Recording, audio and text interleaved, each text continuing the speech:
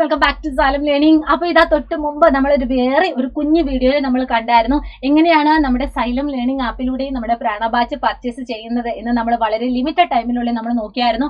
അപ്പൊ എന്റെ മുന്നിലിരിക്കുന്ന നമ്മുടെ 4ാം ക്ലാസ്സിലെ എല്ലാ മിടുക്കന്മാരും മിടുക്കുകളും ഒക്കെ അങ്ങനെ പർച്ചേസ് ചെയ്തിട്ട് അങ്ങനെ വെറും അഫോർഡബിൾ റേറ്റ് ആയിട്ടുള്ള 1,999 റുപ്പീസ് മുടക്കി നമ്മുടെ പ്രാണ ബാച്ചിൽ ജോയിൻ ചെയ്തു എന്ന് മിസ് വിശ്വസിക്കുന്നു.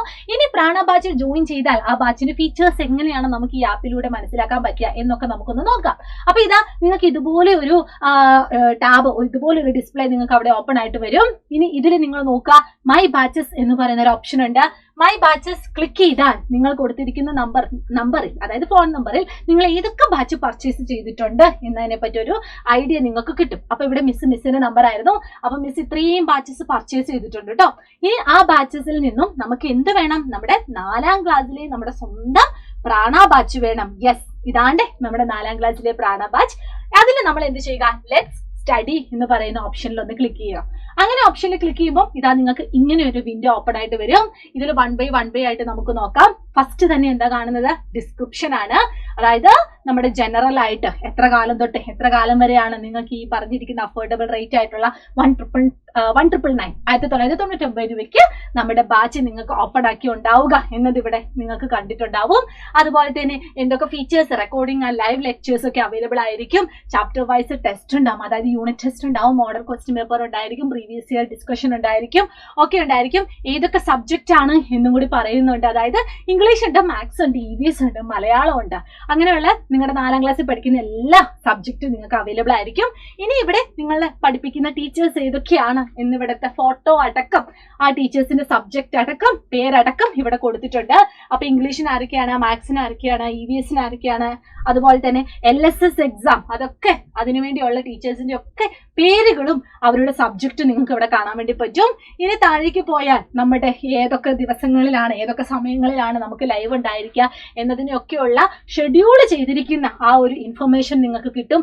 അതാണ് ചെക്ക് യുവർ ഷെഡ്യൂൾസ് എന്ന് പറയുന്നത്. ഓരോ സബ്ജക്റ്റ് എടുക്കുക, മൊത്തത്തിൽ നിങ്ങൾക്കുള്ള നോട്ടീസ് ആയിരുന്നു ആദ്യത്തെ ആ ഒരു നോട്ടീസ് എന്ന് പറയുന്ന ഓപ്ഷനിൽ ഉണ്ടാവുക.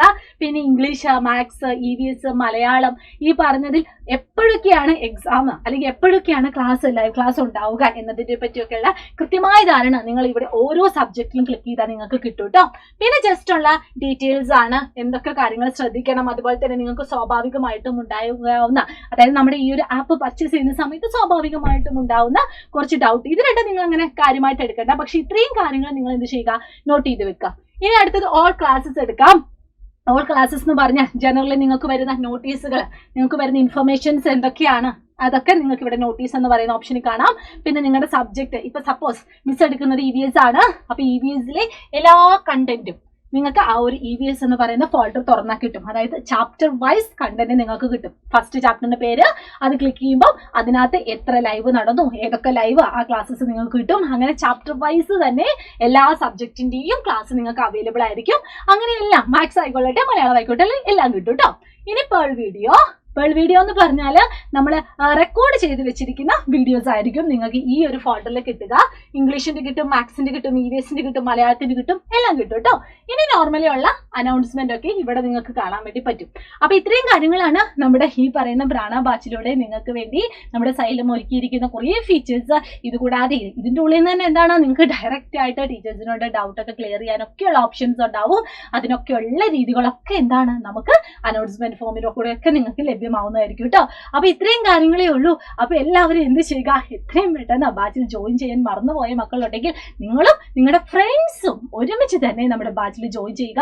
4ാം ക്ലാസ്സിലെ നമ്മുടെ പ്രധാനപ്പെട്ട എക്സാം ആയ ആദ്യത്തെ മത്സര പരീക്ഷയായ LSS ഒക്കെ നമുക്ക് നേടിയെടുക്കുന്നതിന് വേണ്ടിയുള്ള പല ഇമ്പോർട്ടന്റ് ആയിട്ടുള്ള ടിപ്സ് ഒക്കെ നമ്മൾ ഈ ഒരു ബാച്ചിലെ മക്കൾക്ക് പറഞ്ഞു കൊടുക്കുന്നതാണ്.